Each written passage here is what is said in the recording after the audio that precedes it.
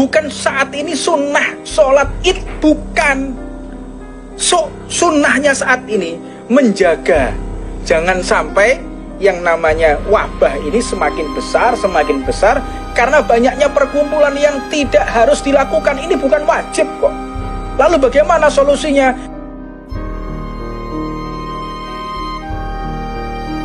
Apakah ada yang lebih tinggi dari Allah? Tidak ada. Kita menghadap Allah. Apakah ada yang memiliki posisi setinggi Allah? Tidak ada. Apakah ada zat yang lebih afdal dari Allah? Tidak ada. Apakah ada zat yang harus dihormati melebihi Allah? Tidak ada. Allah yang wajib dihormati. Allah yang harus nomor satu di hati kita. Namun jika kita sholat menghadap kepada Allah, kita melihat ada orang yang lagi tenggelam, sholat kita menjadi haram apabila tidak dibatalkan. Harus menyelamatkan orang lain. Agama ini seperti itu. Untuknya saya singgung juga, sebentar lagi kita akan melaksanakan sholat Idul Fitri. Sholat Idul Fitri ini menurut saya, apa yang dikatakan oleh guru-guru kami penyambung lidah, sholat Idul Fitri sebaiknya di rumah saja.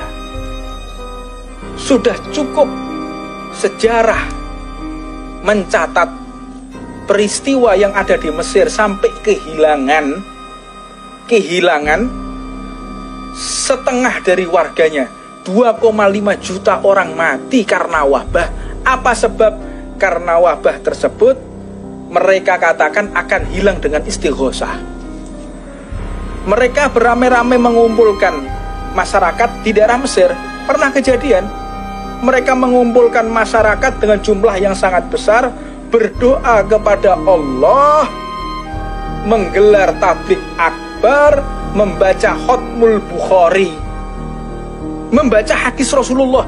Apa yang mereka lakukan? Baca hadis dengan bersuci, berdoa kepada Allah, bermunajat. Apa hasilnya? Wabah semakin menjadi-jadi. Kenapa bisa seperti itu? Karena yang mereka lakukan tidak sesuai dengan sunnah Nabi Muhammad SAW.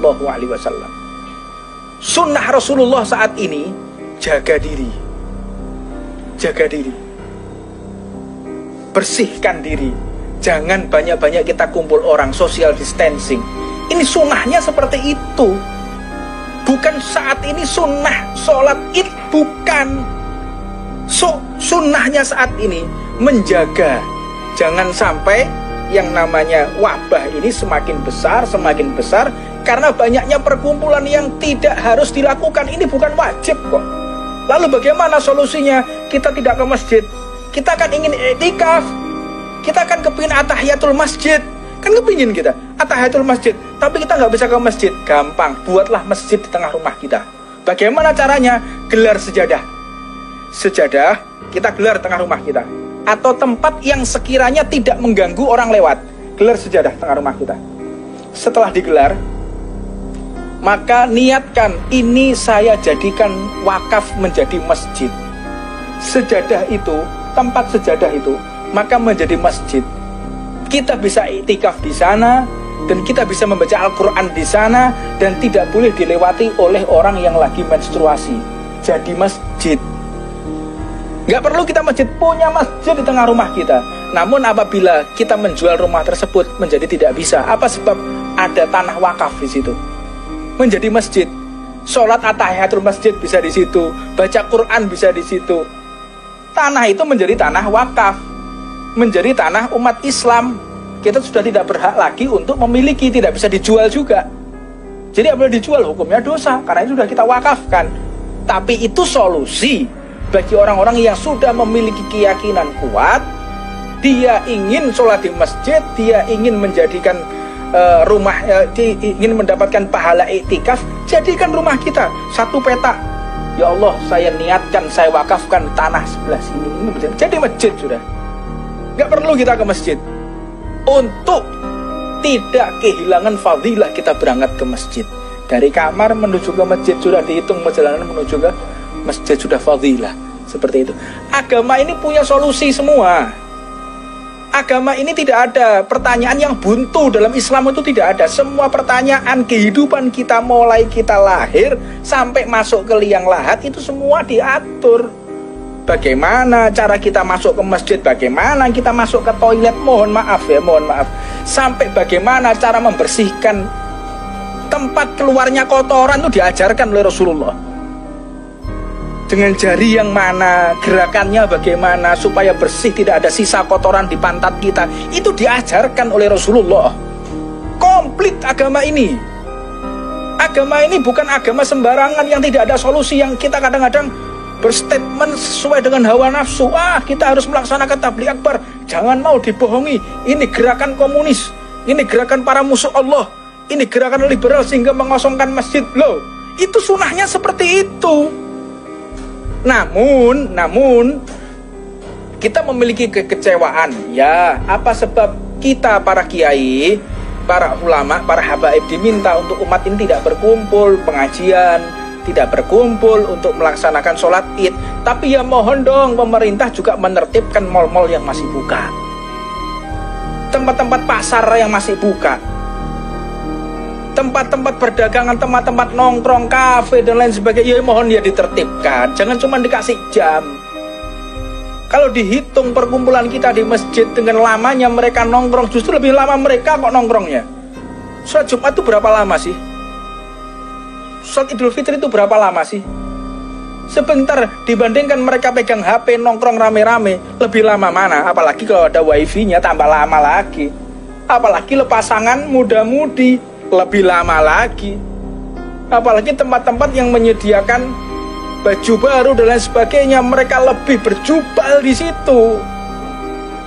Jadi kalau kita para ulama, para kiai, para habaib diminta untuk mengatur para santri, para umat untuk sholat di masjid, itu ditinggalkan sementara demi wabah ini. Sholat di rumah Idul Fitri kami terima.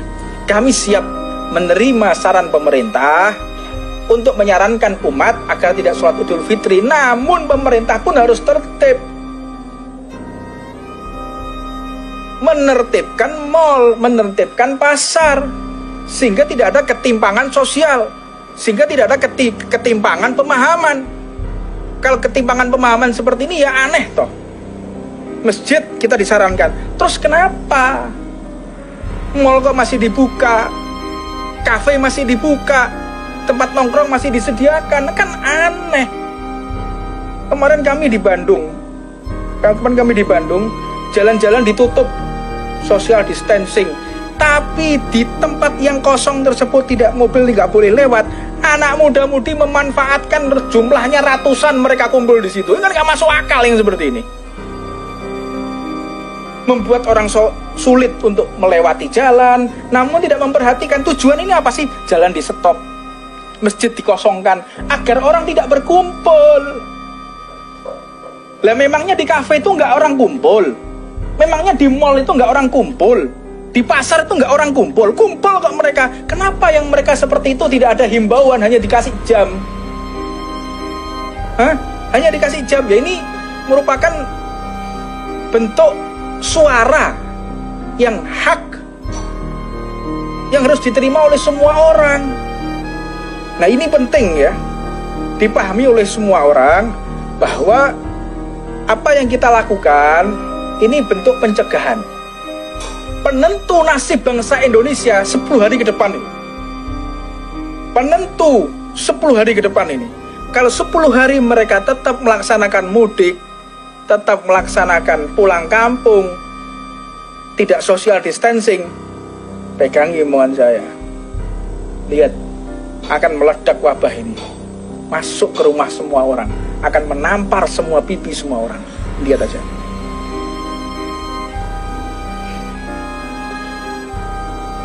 Tolonglah ditertibkan semuanya, sadar diri. Mereka yang ada di Jakarta, mereka di tempat-tempat yang saat ini melakukan PSBB, mereka kesusahan, sedih, tidak bisa bertemu dengan keluarga. Mereka sedih yang saat ini di PHK, tapi gak bisa pulang. Sedih, hanya makan tabungan, gak ada kerjaan. Namun di tempat-tempat tertentu mal masih dibuka, pasar masih dibuka, banyak orang berjubel. Ini kan menyayat hati namanya. Ya memang, yang namanya virus ini makhluknya Allah, ciptaan Allah, tidak bisa menyebar kecuali izin Allah. Memang. Siapa bilang enggak? Iya memang. Ini seleksi alam ya. Ini seleksi alam fi akhir sa'ah. Ini seleksi alam.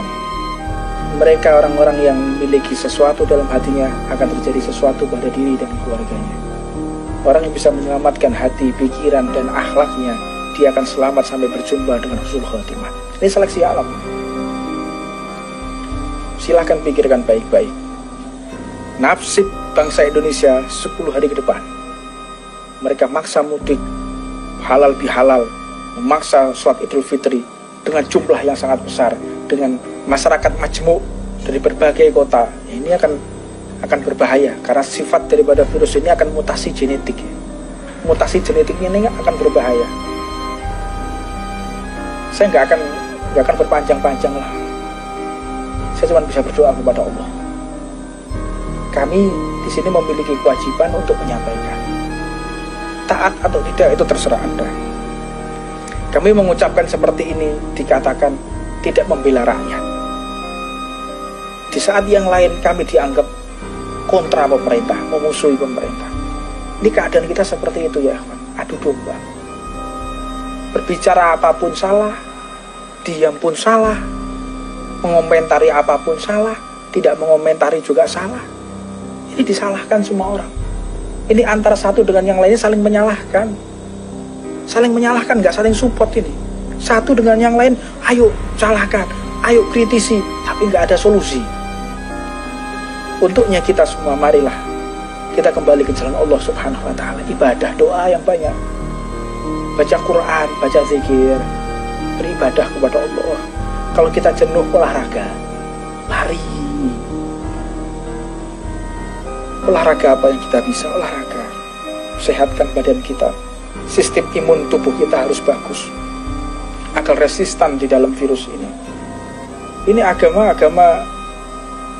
yang mengajarkan hifdzun nafas.